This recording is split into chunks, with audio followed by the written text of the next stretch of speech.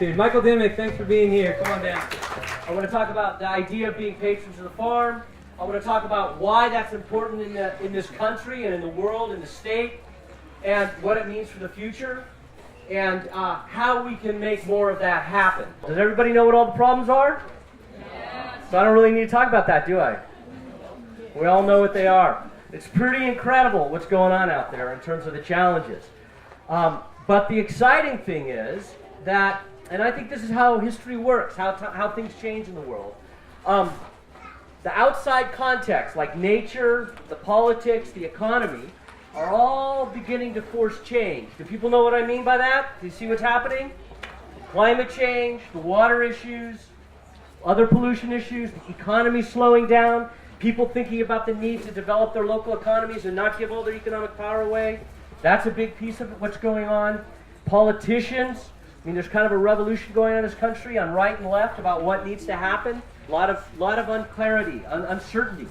Well, those are really great conditions for making change, because the way the system was before, it's kind of gummed up, hard to change. But now things are loosening up because of all these forces at work. Was it this way 5, 10 years ago? Did this stuff go on in your minds? People think about this? Well, some of you were revolutionaries early on. Good. Okay. But many people weren't. But it is true that this kind of movement towards healthy farms and agriculture is growing, and it's growing quickly.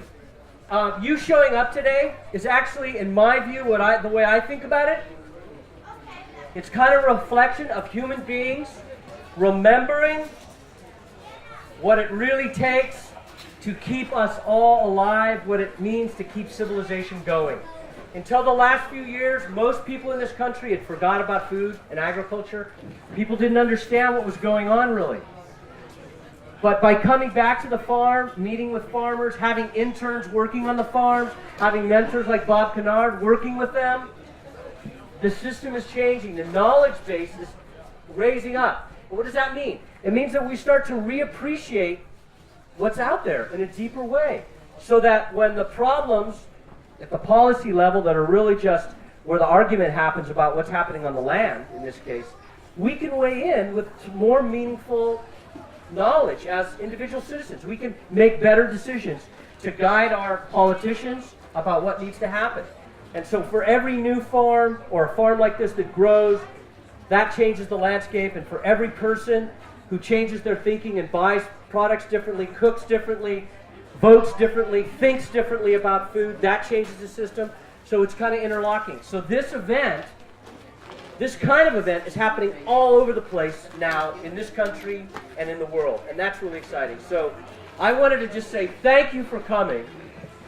And if you want to stay up and become more involved in the issues, like if right now most of it's about, just buying good food and cooking, and you want to get more involved in shaping the system, go to rootsofchange.org on the web, rootsofchange.org on the web, and what you will find is a way to get involved. There are ways to get involved.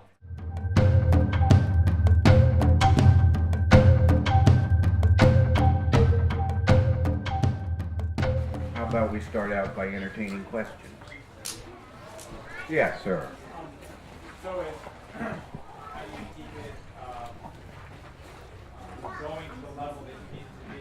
Crop after crop, you grow the turnip, and the turnip absorbs mineral nutrition from the soil and carries it away into your digestion, and so theoretically depleting the natural stock in the soil.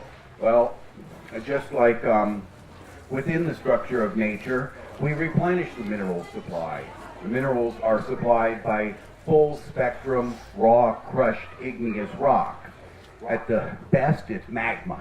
It's the big earth blender, and all of the 80 or 85 different standard earth elements are in that magma, and it's hot, and it's like a big blender, always being mixed up. And those minerals are held, those elements are held in a wide array of different mineral compounds. And in its actuality, the mineral compound that is the catalyst of every enzymatic activity within all life forms.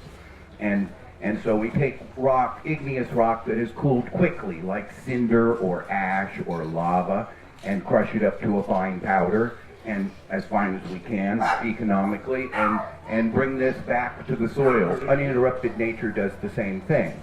The rocks start large up in the mountains, and they erode and tumble into the creeks and rivers, and by the time they get to the ocean beach, the only thing that's left is the silica, or the hardest element. Everything else has been put into solution or suspension of the flood water.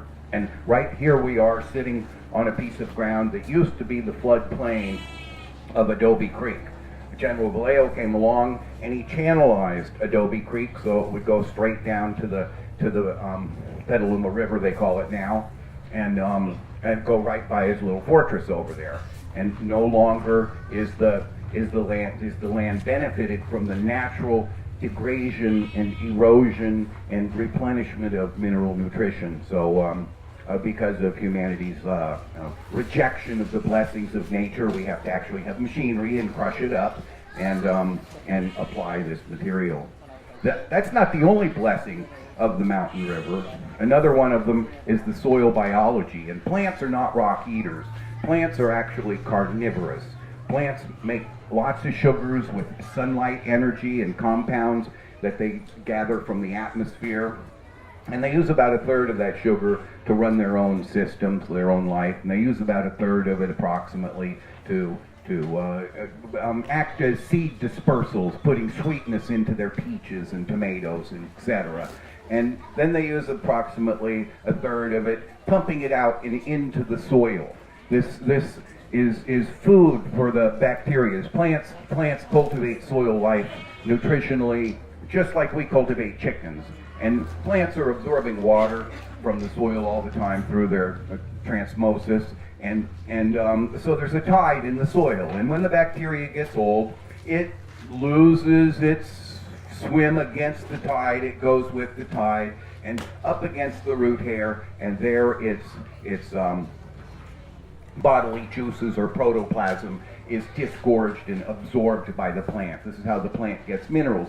While that bacteria is active and alive and going with it, why it eats, lives, and develops bodily wastes. It doesn't just piss those wastes away, it evacuates those wastes and stores them until it comes up against a raw rock mineral resource, and then that mild organic acid is exchanged for the minerals, and the rock is dissolved. You can go out into a healthy garden soil and pick up a rock, not one that's freshly crushed like this, but one that's been in contact with living soil for a prolonged period of time, and crack it in half, and you'll see the outer portion of the rock is soft, and the inner side part of the rock is very hard, non-dissolved, and all of the good minerals, compounds in their virgin complexity of high degree of diversity is translocated to the bacteria, into its metabolism, and subsequently into the plant, and subsequently to you. And by using that rock resource that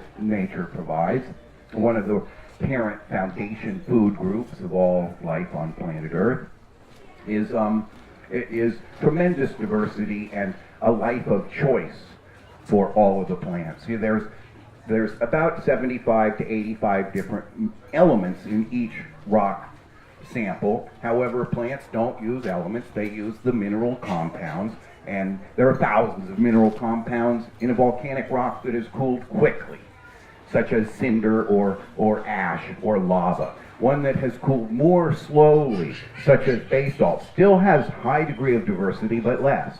So there you have it, the introduction and the replenishment of mineral nutrition and the dissolving of mineral nutrition through enhanced, stimulated soil biology, and actuated by the plant not only pumping sugars from its root systems, but giving to the carbonaceous structure of the soil for fixed energy food stuffs to all of the soil life, all of their spent body parts, their leaves, their twigs, their roots, their whole life eventually. A very simple, natural process. All we really have to do is get out of the way. And we have a tendency not to get out of the way. Turning all of our creeks into drainage ditches is a terrible mistake, but that's our history, that's our training. And we've lived those lives. It's time to recognize and forge a slightly different path from my perspective. I have a question in the back there. Yes, we have some fans. We have Jose's ducklings. Hey ho Joe, they're ready to go to the creek. You want to come up here and talk to these people about the importance of ducks and how ducks used to be one of the agents of inoculation before we had compost tea brewers and had to crush the rock. We used to have millions of ducks. There's a little place on the other side of the mountain there we call Kenwood, and it used to be about a 1,000-acre swamp, and there were millions of ducks lived in Sonoma Valley, and Sonoma Creek flowed year-round, beautifully clear water, and Kenwood was a swamp because there was some guy, Jewett, came along and saw that he could dynamite a rock ridge in Warm Springs Canyon, and he knocked it out 28 feet deep and drained it and drained the swamp. Well, first white man killed all of the beavers. Second group, we shot all the ducks, and those ducks used to do their winter and overnight sleeping and stuff up in all of these kinds of places like Kenwood, and then in the morning they would get up and fly in mass over to Suisun, the delta of the great Sierra Nevada. All of the rocks, all of the biology of the San Joaquin, all the way from Mount Shasta all the way down to Mount Whitney, ends up down there in the swamp of the delta of the Sacramento and San Joaquin rivers, and the ducks would fly over there for eating, nothing for a duck just to fly over there, and snoople around in the mud, and they eat up mud, and who knows, and they get salamander and frog eggs on their legs, and soon biology, and then they fly back over places like this, and just like ducks do the same thing, and they bring that biology back, bring that and recharge soil biology, and ducks are very important. All life forms have their contributory characteristics and capacities.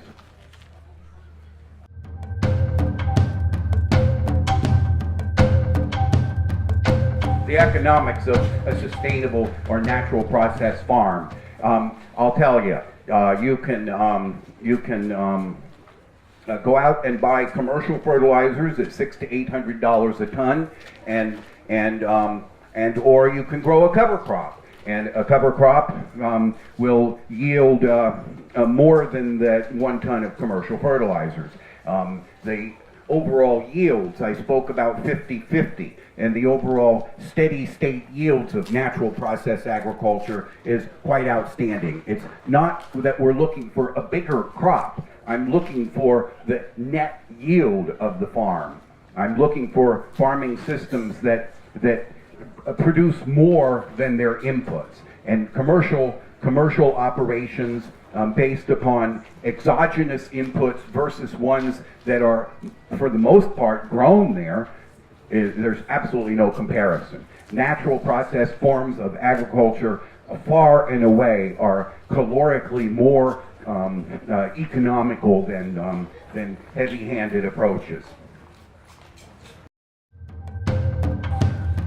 Oh well, I just did speak about field energy and growing each one of those plants. If you have 1 acre of meadow, let's call it, there's in that 1 acre of meadow is about 3 million grass plants or other various forms of small annual plants. We're in an annual cycle meadow right up here on the hill, mustard, some broadleaf, some grasses and whatnot, and approximately 3 million individual plants there.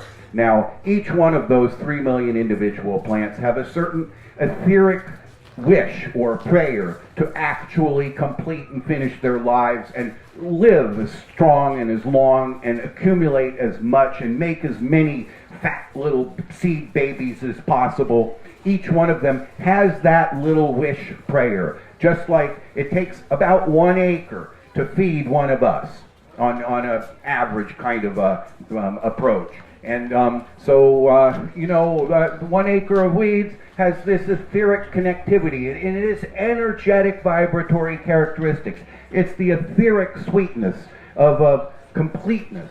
Like you can go and grow, let's say, commercial tomatoes.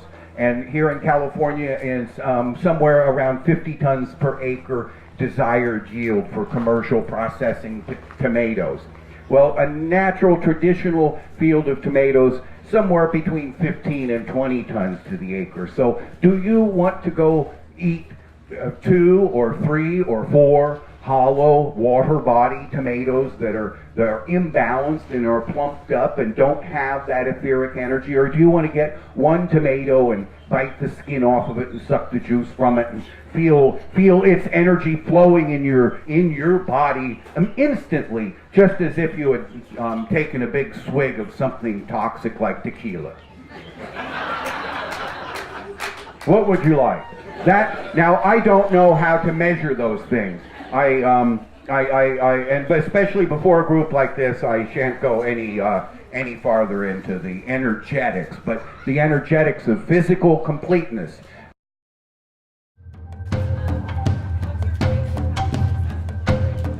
First off, one of the primary mistakes that individuals make in planting a home garden, in any garden, is right up to big farming land, is we work the soil when it's too wet. If you dig into the soil, let's say you're going to use your little shovel or your spading fork, hand tool, you can ruin a soil with nothing but a wooden stick. If you dig into a soil and at the tip of your shovel you take that soil off and you can squeeze that soil into a little ball and it doesn't crumble with gentle tapping, then you're squeezing the air out of it and you're forcing the good aerobic soil digestion to die off and the anaerobic digestion to manifest itself.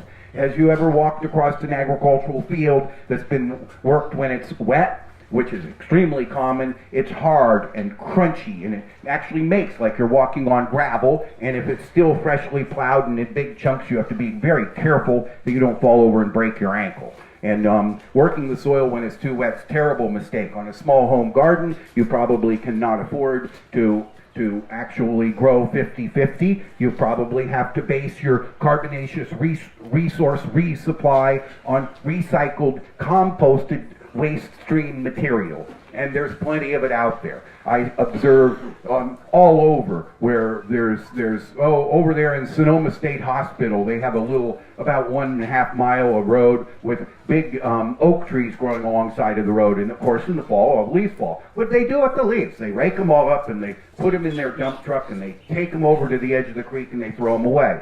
We, as a whole, waste about 35% or 40% of all of the foodstuffs that we have. But you recycle everything. One very good technique for immediate food resource without spending any money is kitchen scrap tea. You go in there and you made food for your family, your friends, and you had plate scrapings and you had potato peelings or whatever, left over beef bones, I don't care what it is, whatever you serve to your crowd, you put all of that stuff in your biggest stock pot, simmer it up. Don't boil it too hard, just simmer it up a little bit, put the lid on it, pick the pot up, take it outside, sit it on the picnic table, wrap a bath towel around it or something like that, let it sit and cool down slowly overnight, and all of the solids will settle out, and you'll have a good, rich, clear broth. Drain that into your watering can, dilute it with water, and feed that to your garden. Wonderful soil biology food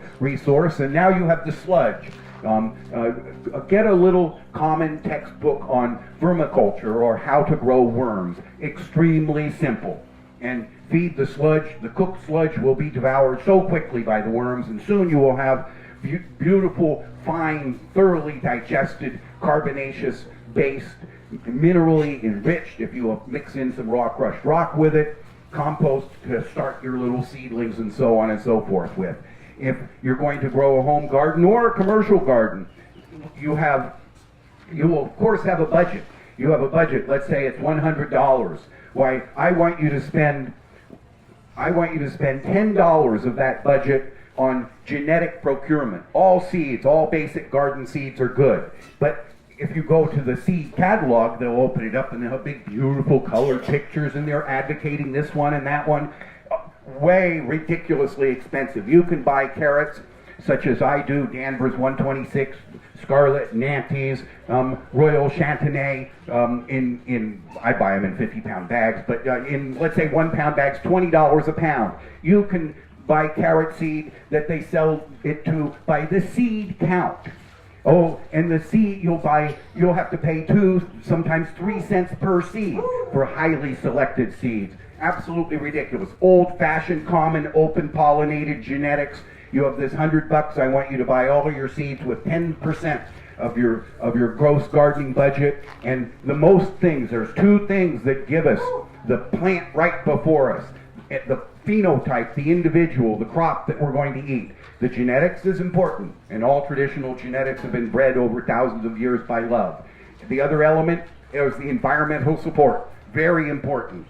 Environmental support, nutritional support. Without nutritional support, without nutrients in the soil, without good digestion, there's absolutely no way that you can ever achieve and have full completeness. And what I would like you to do as a youngstress back there, grow plants that do have freedom from hunger and do have nutritional completeness and have that etheric sweetness and feed that complete foodstuffs to your children. And if we were to do that, it takes about 3 generations to have an influence on the genetic character of a mammalian organism. And if we were to do that for 3 or 4 or 5 generations, perhaps our children's children could actually start being real human beings and operating within the capacities that we have instead of functioning from our internalized hungers and manifesting greed and avarices of every imaginable kind and knowing what to be, but living an entirely different shady life. No, grow that garden. Use regular seeds.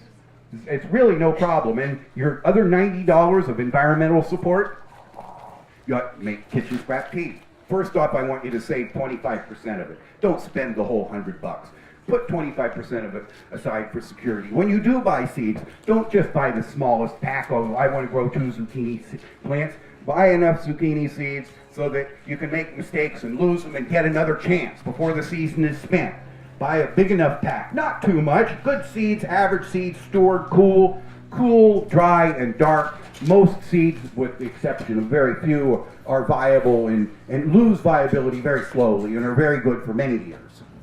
Starting the seeds, you need really good, full, charactered compost with good air-water relationship to it. So if you get that worm compost that I was talking about, thoroughly digested organic material, all of the mineral compounds, all of the carbonaceous structure is thoroughly digested, has great degree of organic molecular complexity to it, ready to be absorbed, and broadcast the seeds onto a seed flat. You have a flat 18 inches square, typical nursery flat, 2 inches deep, filled with full spectrum mineral nutrients, and you broadcast a few seeds on there, not so many that they become overcrowded immediately, but you broadcast, let's say, 100 seeds on that. For a home gardener, we'll just stick with 100. They will individually grow and germinate. They will send down a seeking or establishment root, boink, until it hits the bottom. And they know whether or not they've grown through soil that's going to meet their needs. And if the soil does meet their needs, why then, I've hit bottom. They send out branches. And a good media will grow a well-grown seed and seedling, and they won't compete with each other until they get too big for that space. They'll all grow, just like you guys aren't competing with each other. You all have relationship. You could start fighting each other or pushing each other, or some of you are touching each other a little bit, and it's probably not a problem, and some of you are giving yourself space. Same thing in a seed flat. Absolutely the same thing in independent respect until we became too crowded. And ask the plant. Somebody brought up soil testing or something. Ask the plant. Pay attention to the plant. You know how hard it is to pull a weed. Well, they have good anchorage. A weed grew there of choice. It has good anchorage. Anchorage is a very important characteristic of plant health and balance and posture and color and taste and smell. Use your common senses, for God's sake. Pay attention. really pay attention, and you don't need complex and expensive soil tests. And just pay attention. Posture, color, texture. Right over there next door is a bunch of plants that student greenhouse seed grown plants, bok choys, broccolis, kales, onions, stuff like that. They're 4 inches tall, and they still have their cotyledons, and their seed leaves have actually grown and are bigger than when they sprouted. Well, that's an indication that the plant didn't need any of its history. A plant that has to withdraw nutrients from its old leaves in order to translocate it to its contemporary leaves, to its future, it's got nutritional shortfall. A plant that is being attacked and devoured by bugs or pests of any kind, well, it doesn't have environmental conditions to support life. And so bugs are actually like little Buddhist agents of mercy, putting sick, weak plants out of their misery.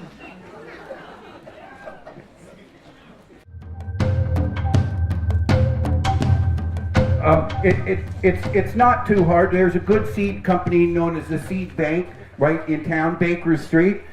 No, seeds are generally available. There's are still traditional seed companies. Like there's a little seed company in what town are they in? I think they're in Connecticut. A very old seed company. It only sells cheap, open pollinated seeds in both vegetable and flowering kingdom. And they don't have a big fancy color catalog. They have a little tiny paper catalog, all black and white, with nothing but the simplest descriptions. And they only sell those kinds of seeds at very reasonable prices. HART, H-A-R-T, Seed Company. H-A-R-T. And there are many such companies around, but right here in town you have a company that specializes in growing traditional non-hybridized varieties. Now, in hybridization, we really don't have any problem. It's a form of traditional breeding. It just happens to be a little bit more tightly advanced, so we know parent lines back a little bit farther. But let's start with the carrot. You know, the carrot came from the shores of the Mediterranean. And the wild carrot is an inedible, toxic thing. And over hundreds and hundreds of generations of selection, mostly by the female population, the carrot has given up its wildness to embrace a relationship with humanity. And humanity has a responsibility to maintain the carrot and grow the carrot and to reproduce its seeds. And the carrot has turned from a white, woody, inedible, toxic thing to the carrot of nutrition that we have today. And that's all traditional breeding, and all those things are really good. Now you could go buy a hybridized carrot, and that just means that they've taken different parent lines and strained them down so that when you get the seed of the carrot, it's a F1 hybrid or an F3 hybrid or a triploid hybrid, whatever it is, kind of carrot, and they can put their name on it, and they can patent it, and they can charge you more money for it, and it'll all be uniform. Well, your garden soil isn't uniform, and me, as you guys, somebody back there wanted to grow a home garden. You don't want your carrots to ripen all at one time. You want your broccoli to have a longer harvest. You don't want to patch you plant a dozen cauliflowers. You don't want a hybrid narrow spectrum genetic flow. You want one to ripen now and one to ripen later, and so on and so forth. And those are the true kinds. But a typical F1 hybrid, if you had some desire to grow something that was a little bigger or a better color or something, no problem at all. It's only when you get into actual genetic perversion. Genetic perversion started in the late 50s. And it started with wheat and soybeans, and we'd take a barrel of wheat and soybeans and soak it in diesel fuel or DDT or some sort of toxic substance and kill almost all of them and then plant them out. The real soybean is really a plant that needs very good soil to grow in. The soybean of the marketplace today is so toxic that it, up until recently, didn't have any bug problems. Nobody could eat it.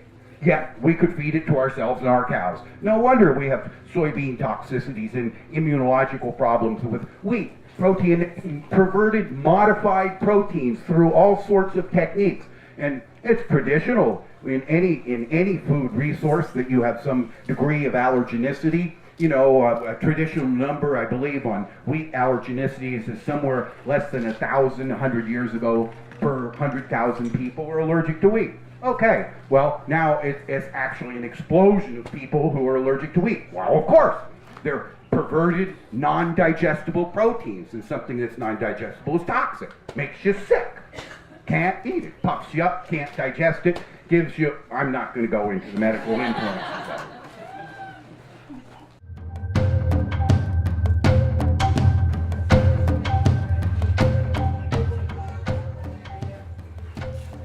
You want to eradicate nettles. How can we cook them?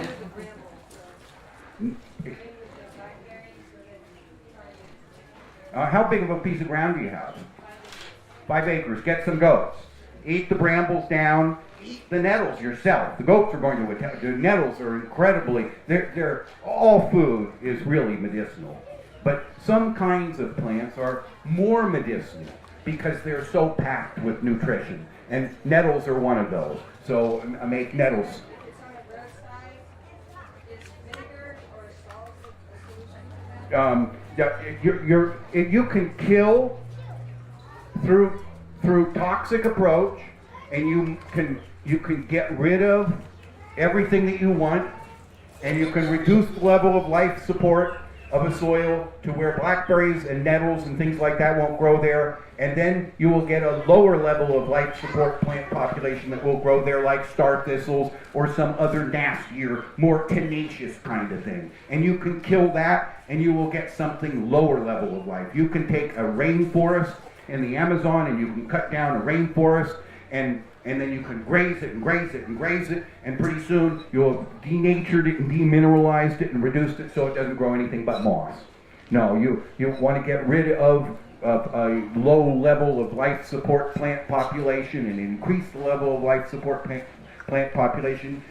Overgraze it and keep after, dig out those blackberry plants as they come back. And nettles are a very good indication that you have high quality soils, and probably subsurface soil compaction, noting the admixture of blackberries. Far too complex to answer in a quick moment with not enough data.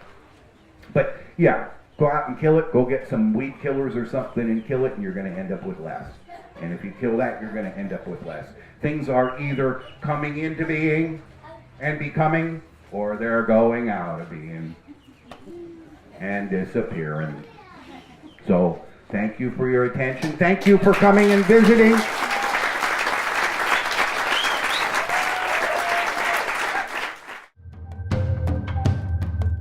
One last question I want to send us off with is, first Michael and then Bob, what do you think is the most encouraging sign right now in this food movement, where we are right now? What's the most encouraging sign? I think the most encouraging sign is that there's a confluence, there's a coming together of three big forces. People that have been working kind of in the world in different ways are coming together. So the most amazing thing I saw last year, 2010, is that the second largest healthcare organization in the world, United Health Group, came to a conference of sustainable food people and said, we want to join you because we realize that we can't deal with the health problems of the United States unless we deal with the food system. So that was really important. That's number one thing. And the second is that, so you have the health group people, all the people who care about health. You have the farmers like Bob and his team here who are reintroducing how we have to work with nature to produce food. And the third thing is what I would call the social justice movement. It's the people that are stuck in poverty in this country who actually are suffering health consequences and economic, a lot of bad things because they can't become participants in the economy. They're joining forces because they see part of their future is the development of food in their own communities, taking back control over their own health, their own food supply in their communities, and creating jobs. So the confluence of those three things is going to create real power and a supermajority. That's what we need. Michael? Thank you. Now, what was that question? Bob, what's the most encouraging sign that this food movement thing is real, that there's change happening? I think in 77 or 78, there was actually illegal to have a farmer's market and sell directly to, from me as a producer to you guys. and well-meaning individuals got that thing going, and many of those well-meaning individuals grew organically, and whether it was we'll just call it the established agricultural community, were very vociferous that organic or natural process agriculture was a flash in the pan, and couldn't possibly ever provide and produce and meet the needs of growing population, and denounced it very loudly and very strongly, and the local newspapers wrote about the organic farmers that sold it at the local farmers market as they didn't even call it a farmers market. They called it a flea market where fruits and nuts sold vegetables.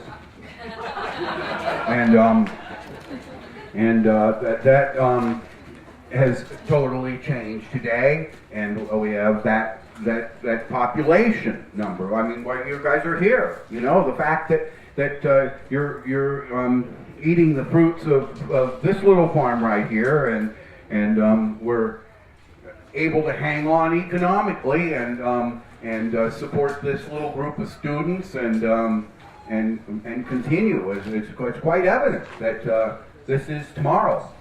And this lady in the back who's going to grow her own home garden, absolutely the best. That Joe and his ducks running around here, every one of you, that you committed a little afternoon to this kind of activity. Now, I'm going to turn this microphone over to Sarah, who's one of our lead coordinators here.